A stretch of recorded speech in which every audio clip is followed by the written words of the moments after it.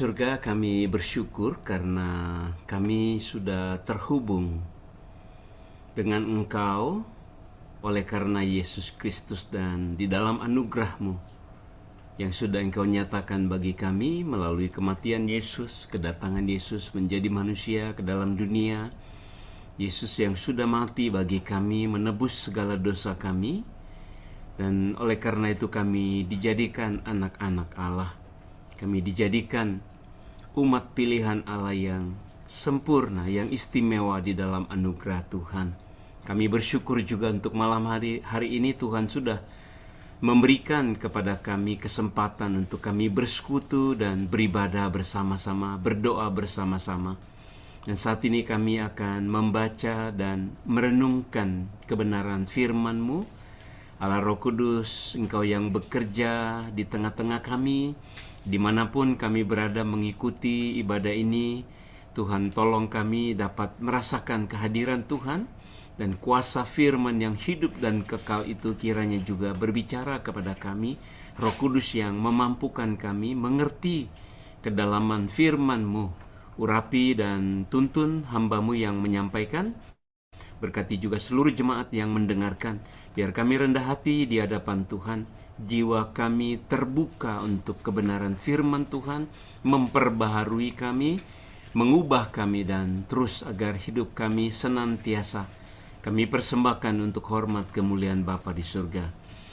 Berbicaralah kepada kami ya Bapa, kami siap mendengarkan firman-Mu. Dalam nama Tuhan Yesus Kristus kami berdoa. Haleluya. Amin. Baik Bapak, Ibu, dan Saudara, saya akan share screen untuk renungan kita malam hari ini. Tema kita adalah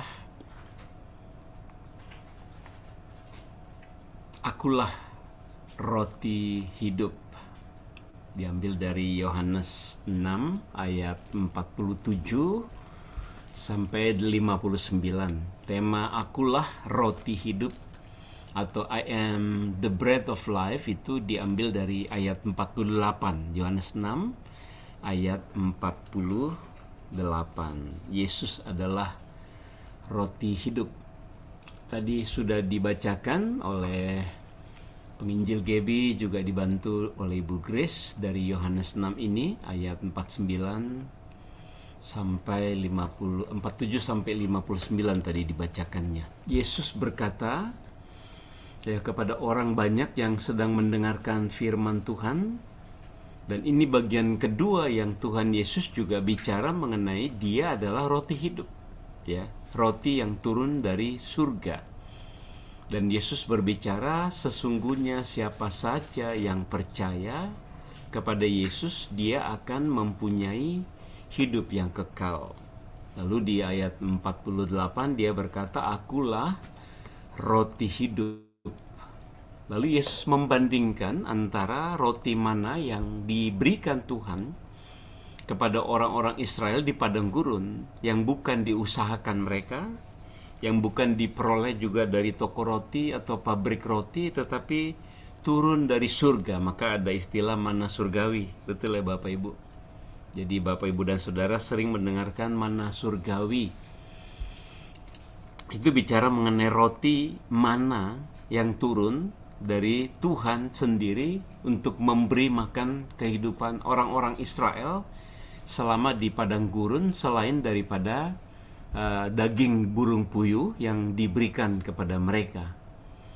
Dan di ayat 50 Tuhan Yesus memberi penegasan tentang dirinya, ya, bukan lagi mengenai mana nenek moyangmu telah makan, telah diberi makan oleh Tuhan di padang gurun, tetapi mereka mati.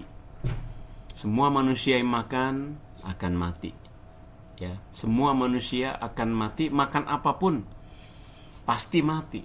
Tetapi ada makanan yang justru membuat orang hidup.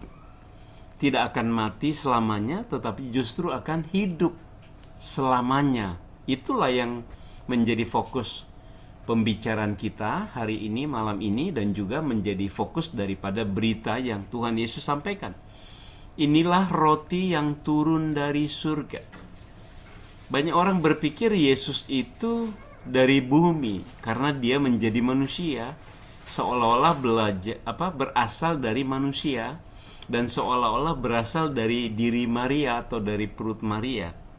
Tentu nggak bisa dibilang dia Allah kalau hanya dari diri Maria, dan tentunya Tuhan sanggup melahirkan dirinya melalui rahim Maria tanpa tercemar oleh kedagingan atau darah dari Maria, karena Allah itu kudus dan tidak bisa dicemari, tidak bisa menjadi berdosa oleh apapun, oleh siapapun, dan apapun yang terjadi.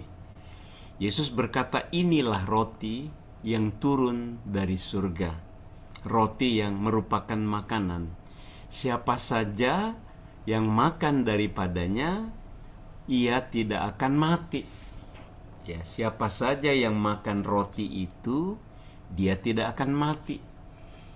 Kalau waktu orang Israel di padang gurun, mereka dapat makanan dari surga, dari Tuhan, turun dari langit dengan mukjizat Tuhan, tetapi sesudah makan mereka mati.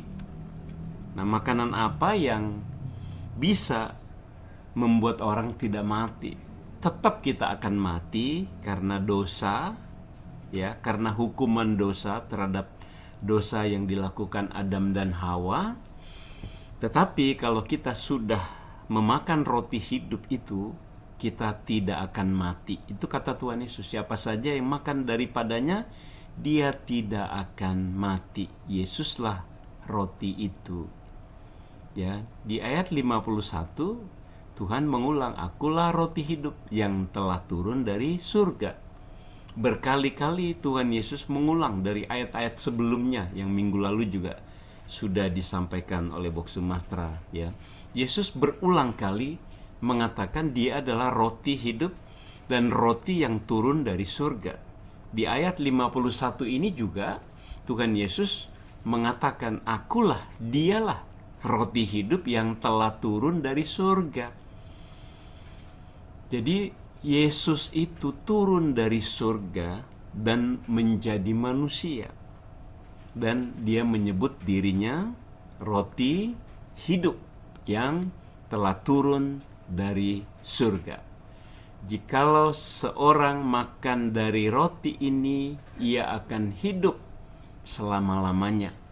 Kalimat ini juga berulang kali diulang. Nanti di ayat 58 juga disebutkan, siapa saja yang makan roti ini, dia akan hidup selama-lamanya. Dan roti yang kuberikan ini ialah dagingku. Roti yang diberikan Yesus apa? Dagingnya. Yang akan kuberikan untuk hidup di dunia. Ya, jadi Bapak Ibu pelan-pelan membaca dan mengingat apa yang diucapkan oleh Tuhan Yesus.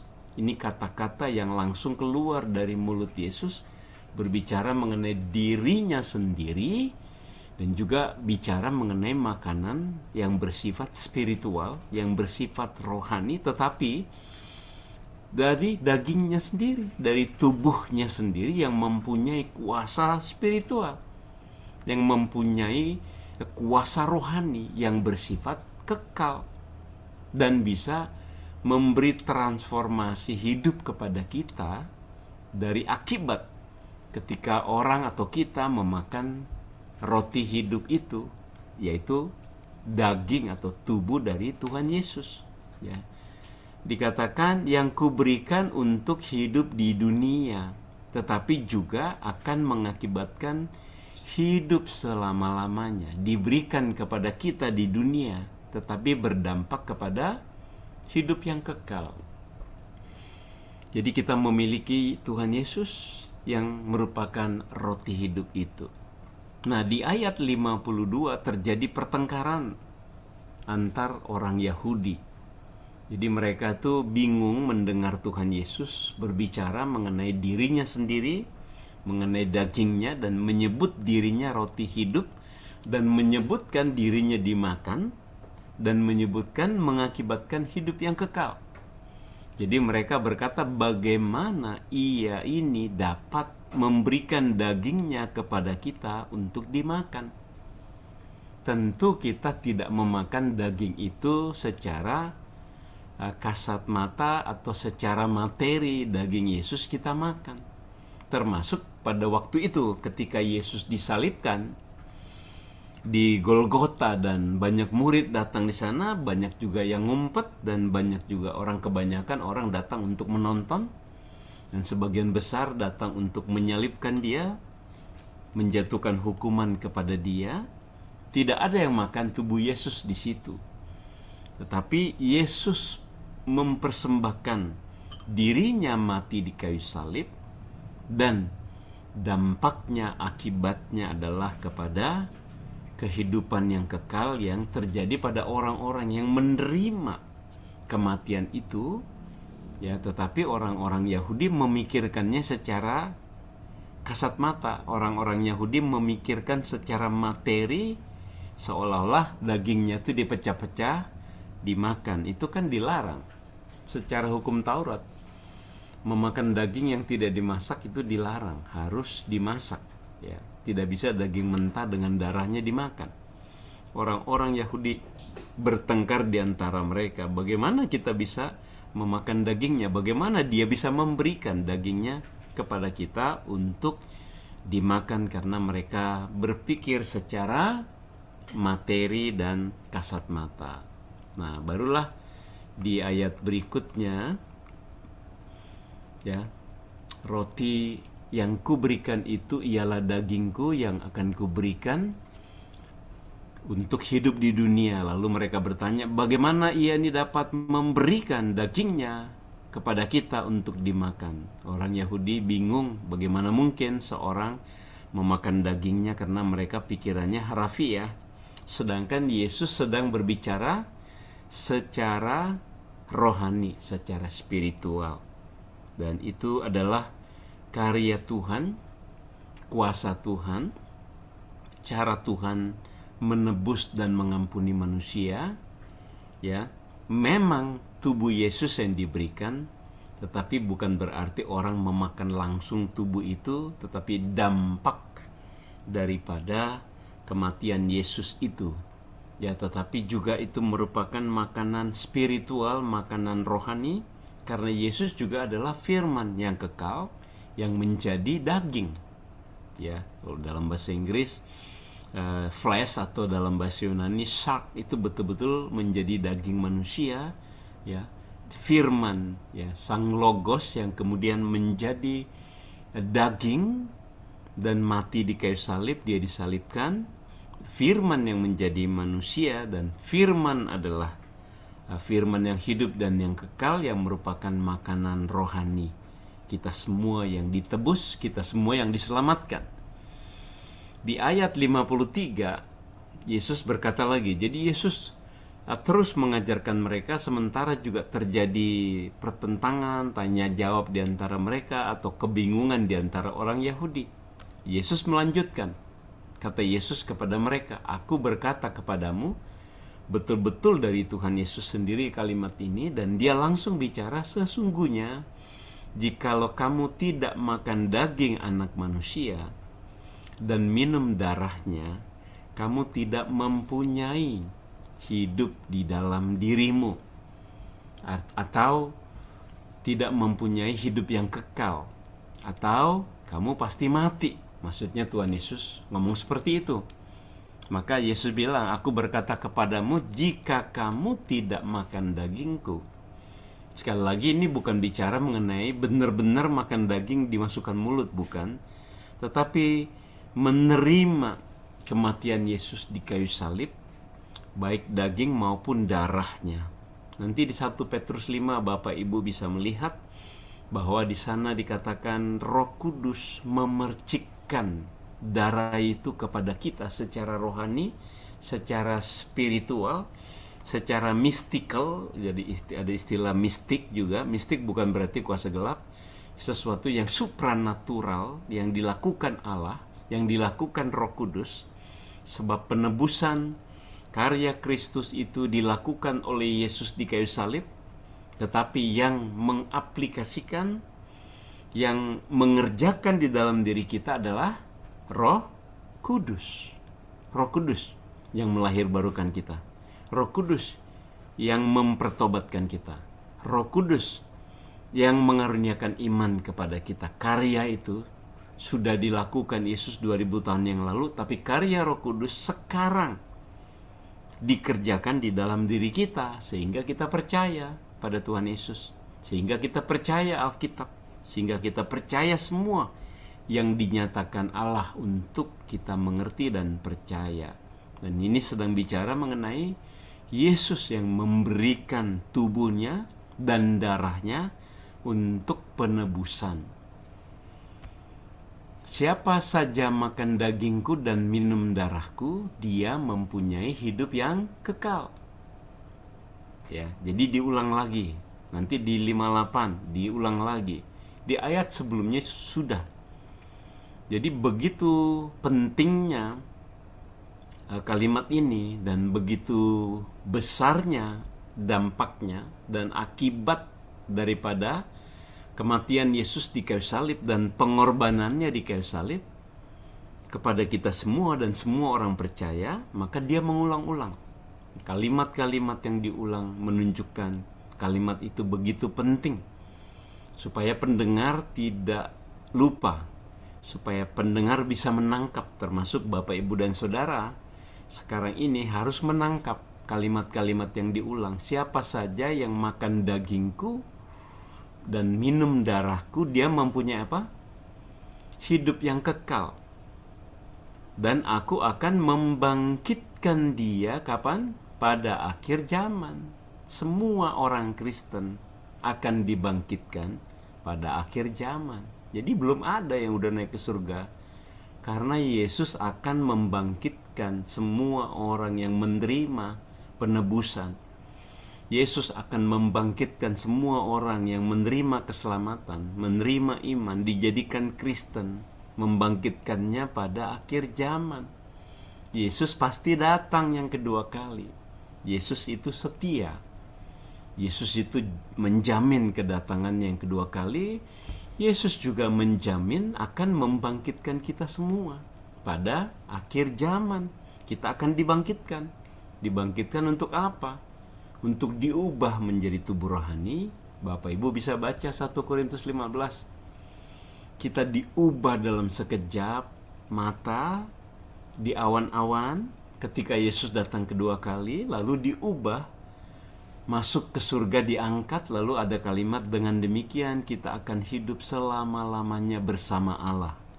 Ya, penegasan bahwa sesudah kita dibangkitkan, sesudah kita diubah, demikianlah kita akan hidup dengan Allah selama-lamanya. Prosesnya jelas. Kalau di ayat 53 dia berkata kepada mereka, entah mereka itu murid-murid Yesus, entah itu juga orang-orang Yahudi, ya, kalimat jikalau kamu tidak makan daging anak manusia. Ya, Yesus sering menyebut dirinya anak manusia karena dia betul-betul menjadi anak manusia. Bapa yang menghendaki dia menjadi manusia, bukan hanya makan daging tetapi minum darahnya, kamu nggak punya hidup kekal. Walaupun di situ dikatakan kamu tidak mempunyai hidup di dalam dirimu, tetapi di ayat 54 menegaskan bahwa itu bicara mengenai hidup kekal.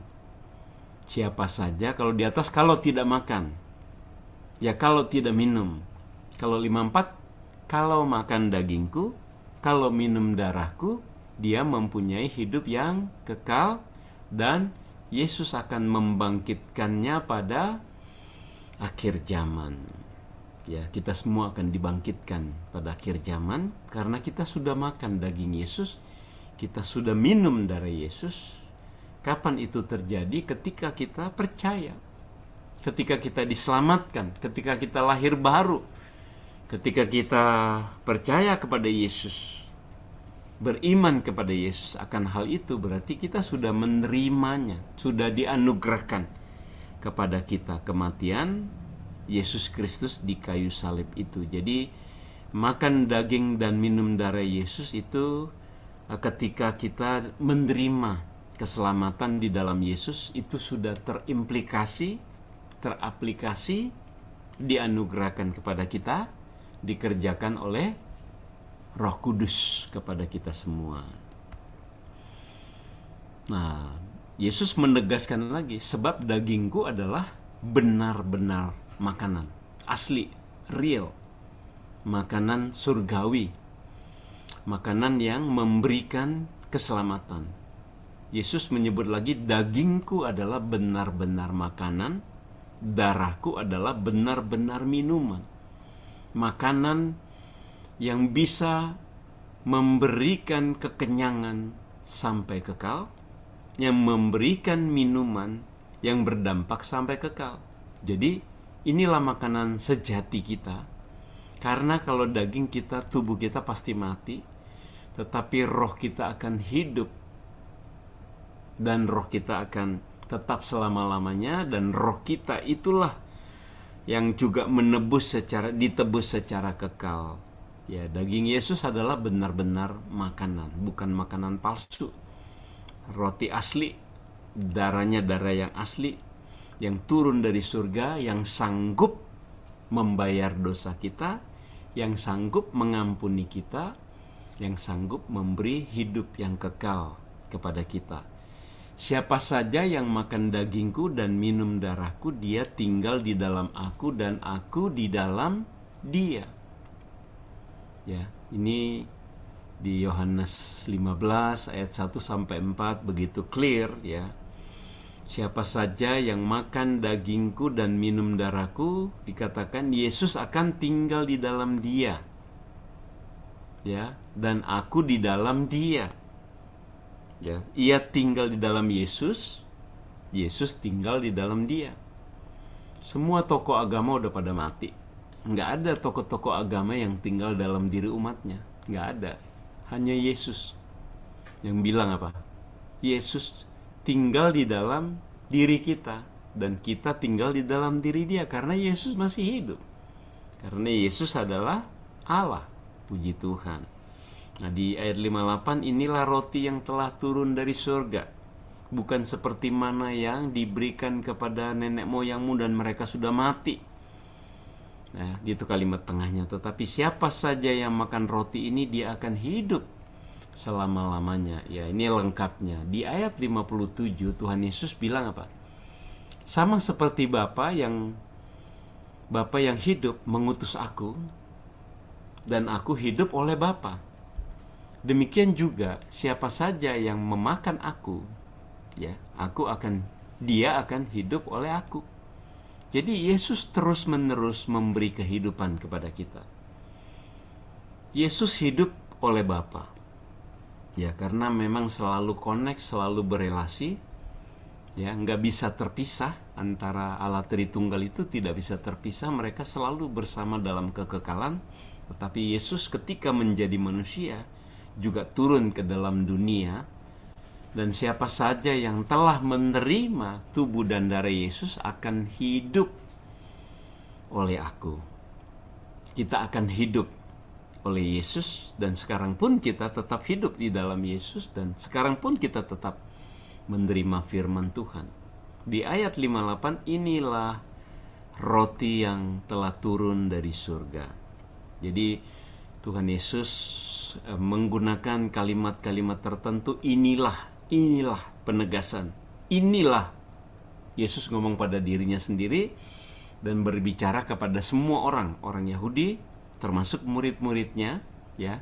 Inilah roti yang telah turun dari surga, bukan dari dunia, bukan berasal dari dunia, dan bukan yang terbatas, yang hanya harus dimakan setiap hari. Mana itu kan datang setiap hari. Bukan roti seperti yang dimakan nenek moyangmu di padang gurun dan mereka mati. Kalau hanya makan mana, mereka mati. Tetapi orang-orang, ya ini kan Tuhan Yesus lagi memberi perbandingan. Tentu orang perjanjian lama juga diselamatkan di dalam kematian Yesus. Ya, kalau ada yang bertanya, lalu orang-orang perjanjian lama bisa masuk surga karena apa? Karena iman kepada kedatangan Yesus dan Yesus akan datang sebelum, ya mereka tentunya udah mati dulu di padang gurun atau mati sebelum Yesus datang, tetapi iman kepada Yesus sudah diberikan pada mereka. Pengampunan dosa mereka juga dilakukan di dalam kematian Yesus di kayu salib. Ya.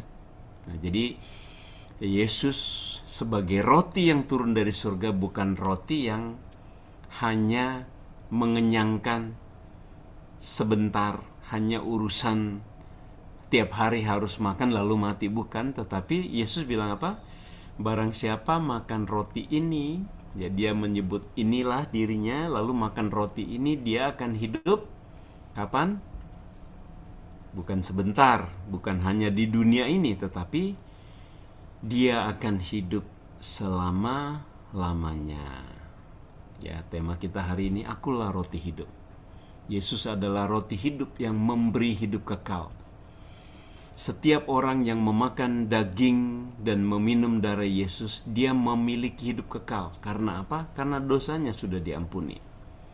Karena dosanya sudah ditebus dengan darah dan tubuh Yesus. Ya. Dan orang yang sudah memakan daging Yesus dan meminum darah Yesus, dia juga tinggal di dalam Yesus dan Yesus juga tinggal di dalam dia. Tentunya Yesus dulu yang tinggal dalam dia, tentu jadi akhirnya juga kita semua tinggal di dalam Yesus. Nah, makan daging dan minum darah Yesus adalah metafora rohani, ya, itu karya Roh Kudus, pekerjaan Allah, bukan makan langsung kita makan secara fisik, tetapi menerima anugerah kematian Kristus di salib. Jelas ya Bapak Ibu? Makan daging dan minum darah Yesus bukan bersifat secara fisik kita makan, tetapi sesuatu yang dikerjakan oleh Allah, oleh Roh Kudus, dianugerahkan kepada kita. Artinya kita orang-orang yang menerima anugerah kematian Yesus di kayu salib. Jadi Yesus memberikan tubuh dan darahnya di salib, dan akibat daripada kematian Kristus itu diberikan kepada kita karena dia mati untuk kita.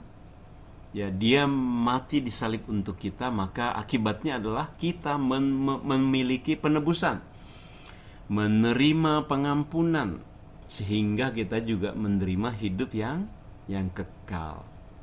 Jadi makan daging Yesus dan minum darah Yesus adalah menerima anugerah kematian Yesus di kayu salib, sehingga dosa kita ditebus, sehingga dosa kita diampuni, sehingga kita memiliki hidup yang kekal. Jadi kalau ada yang nanya, kita udah makan belum daging Yesus?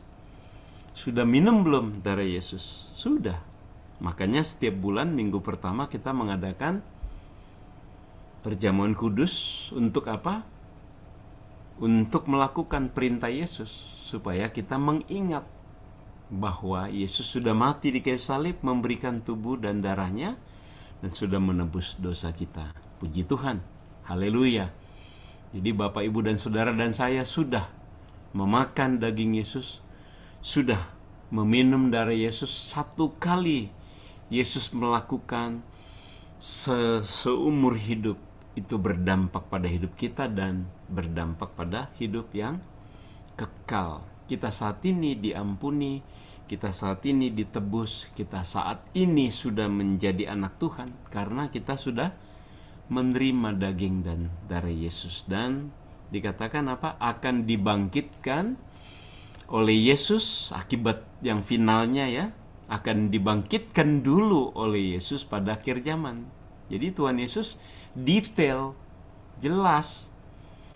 Aku akan memberi hidup kekal, tetapi aku akan bangkitkan dulu kamu pada akhir zaman. Ya Bapak, Ibu, dan Saudara, saya akan dibangkitkan pada akhir zaman. Baru dibawa ke tempat Bapa di surga, ke rumah Bapa itu. Ya, jadi responnya apa Bapak Ibu? Bersyukur. Bersyukur untuk apa? Bersyukur karena Yesus yang adalah roti hidup yang kekal, diberikan kepada kita melalui kematian Kristus di kayu salib.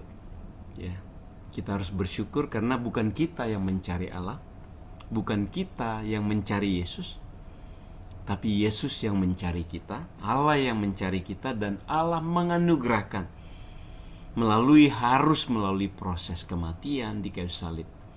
Ya, Yohanes 6 ayat 56, siapa saja makan dagingku dan minum darahku, dia tinggal di dalam aku dan aku di dalam dia. Yesus ada dalam diri kita sekarang. Kita juga ada di dalam Yesus. Puji Tuhan, itu anugerah. Kita harus menghargai, kita harus menyadari itu setiap hari, setiap saat. Yesus dalam kita, kita dalam Yesus karena kita sudah makan daging dan minum darahnya. Makan daging Yesus dan minum darah Yesus, kita adalah umat Tuhan. Kedua, bersyukur karena Yesus adalah roti hidup yang memberikan hidup yang kekal kepada kita.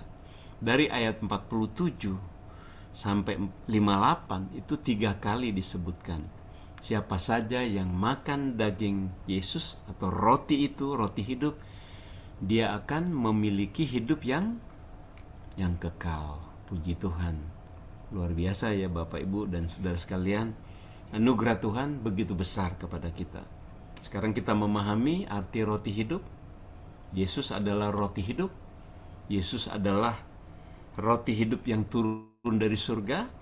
Yesus adalah roti hidup, yaitu dagingnya. Dia bilang, barang siapa makan dagingku dan minum darahku, dia akan tinggal dalam aku dalam dia, dan dia akan memperoleh hidup yang kekal. Kita semua akan memperoleh hidup yang kekal. Bersyukurlah setiap hari karena kita sudah memperoleh hidup yang kekal, karena roti hidup itu sudah diberikan kepada kita. Dan setiap minggu pertama dalam hari Minggu kebaktian umum kita mengingat bahwa Yesus sudah memberikan daging dan darahnya kepada kita, dan itu melalui proses anugerah, melalui pekerjaan Roh Kudus diberikan kepada kita. Kiranya kita semakin bersyukur kepada Tuhan, amin. Karena begitu baik kasih Tuhan, kebaikan Tuhan. Allah itu begitu baik kepada kita semua. Puji Tuhan. Minta kesediaan Boksu Mastra untuk menutup dalam doa dan juga doa berkat. Ya Tuhan, inisiatif penyelamatan datang daripada Tuhan sendiri. Engkau mengajarkan kami bahwa firman yang ada sejak mula-mula itu menjadi daging, dan dia datang untuk membawa hidup, dan hidup itu adalah terang manusia. Engkau yang datang dari sorga. Manusia seringkali melihat sesuatu yang bersifat hanya lahiriah.